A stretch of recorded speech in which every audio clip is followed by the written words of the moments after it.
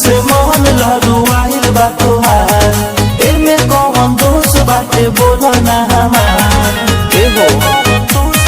सुना बोलो से मोहन लड़ुआइल बा तोहार एमे कौन दोष बाटे बोलो ना हमार नदी बीच रहलो डूबइले हो तू ही नहिया नहिया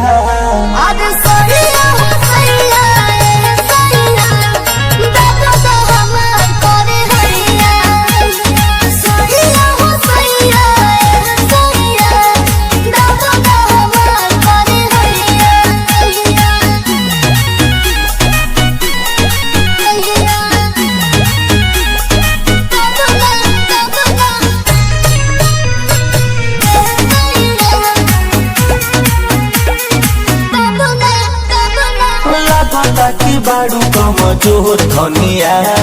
सहेलो न पियावा के जोर धनिया आज देख ले तू पातर पातर लगा भक्ति तेरी देवेला तू कलवा कहाँ जानी धनी हमके आई से हो तू कसहिया कसहिया आज सहिया हो सहिया सहिया दादा दा हम करे हैया सहिया हो सहिया सहिया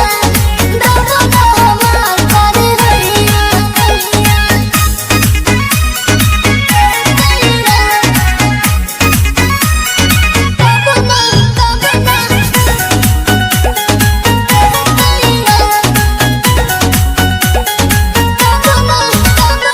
छुछराते असही बितही बहुका अभिमन्यु के मन छछ नहीं बहु